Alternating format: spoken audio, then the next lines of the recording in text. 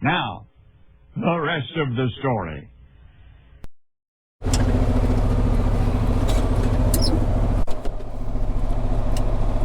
Alright, welcome back to the rest of the story. My windshield wiper works. I think I need a new wiper on it actually. But my washer fluid does not. So I'm thinking the pump went out of the tank. The front washer fluid button will work. So Ryan and I were just talking about the fact that we just spent how long getting all this equipment ready to go for harvest this year, and all you get was about 30 minutes of bad weather, and our equipment looks like we drove it through about 3 months of winter slop. So if you guys want to see what Ryan's doing back there, this is hay that's been out here for, I want to say, at least 3 weeks. Easily 3 weeks. He's not loading the wagon right either. Ideally, you're supposed to load these middle, front, and then back. And what I mean by that is you can load 6 bales total, 3 bales on the side, but you're supposed to load them the middle 2, the front 2, and then the rear 2, because that keeps the wagon, or the cart, from tipping over, because it is basically a tricycle dolly design. And if I'm looking at any actual equipment purchases for this winter, it is actually probably going to be a bale hauler. Either another one of these by JBM, is it JBM or JB Manufacturing? I think is what it was called. Or otherwise, I do have another, well, it's probably going to be JBM, but it's either going to be the 8 bale capacity design with the dual frame and the dolly design like this.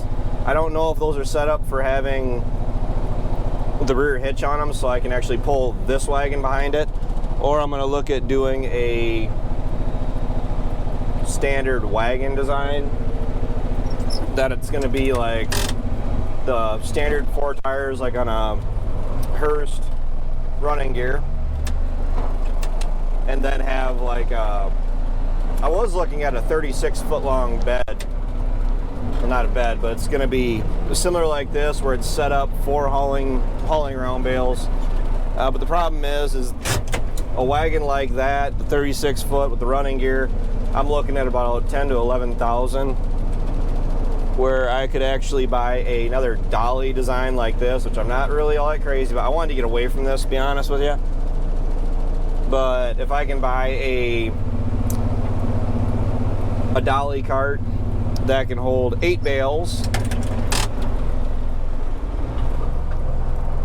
and I can stack 8 bales total on one layer,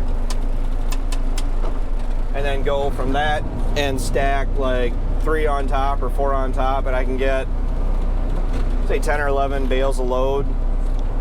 I think it would make it worthwhile.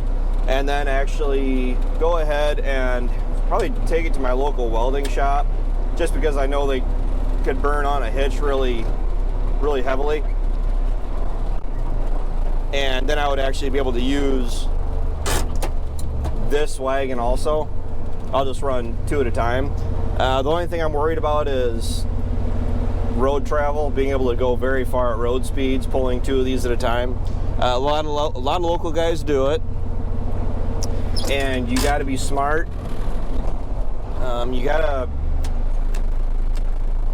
You can't be a novice machinery operator, that's for sure, because you got to know what you're doing. You got to be aware of what your implements are doing behind you and how much weight you're pulling. And essentially, I'm looking at either getting another dolly wagon like this for about $4,500 plus maybe some welding, or I look at getting another wagon with the running gear and all that for about 10 or 11,000. It does not take 5th grade math to figure out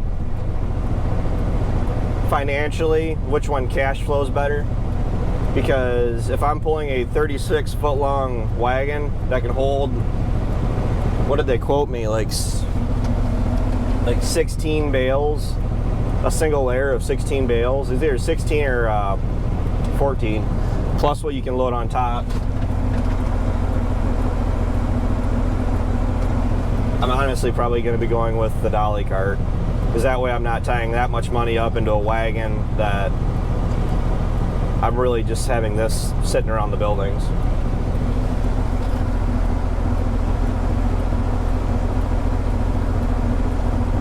And my rear window is terribly dirty right now. But the snow we got was only supposed to be about 1 inch, but what they didn't factor in was all the drifting we got. And I actually got stuck with the truck here trying to get up here. The field road to get up here is a lot steeper in the winter with snow on it than what it is when it's dry out and nice and all that. So, oh well. Travis messed up today, big deal. So we are trying to whittle down some of these outstanding tasks, jobs that need to be done. This hay can't exactly be fed when it's 5 miles from home. That's why we're using the tractor and the wagon. I really wanted to be using the tractor, the wagon, and the pickup and the flatbed. But after my little mess up, snafu, we knew that was just not going to happen. So we're making do with what we can with what we currently have. I'd like to finish hauling this tonight. It's already 4:45. It's going to be dark here in about 5 minutes.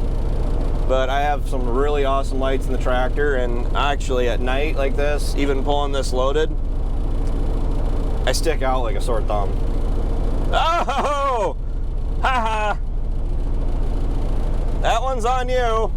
Oh, he's going to hear about that when he gets back in here. That's his hay. He can do what he wants with it. So, I got done baling corn fodder last night. And like right when it started to really snow. We got 170 corn fodder bales right now, which is about 30 more than we had last year.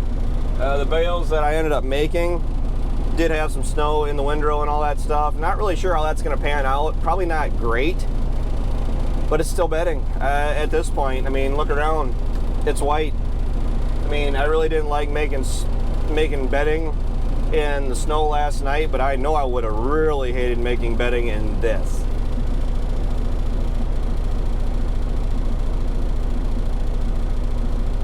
And that's that, because I got to keep driving. I don't want to drive distracted. He keeps looking at me like I'm talking about him or something, so. Thanks for watching, thanks for tuning in. I'm going to make fun of my brother. Take care, take it easy, keep in touch. I'll talk to you later. What? Talking to yourself? Well, I got that on camera. That's totally going on YouTube. What? Oh, yeah, it's like bottle flipping.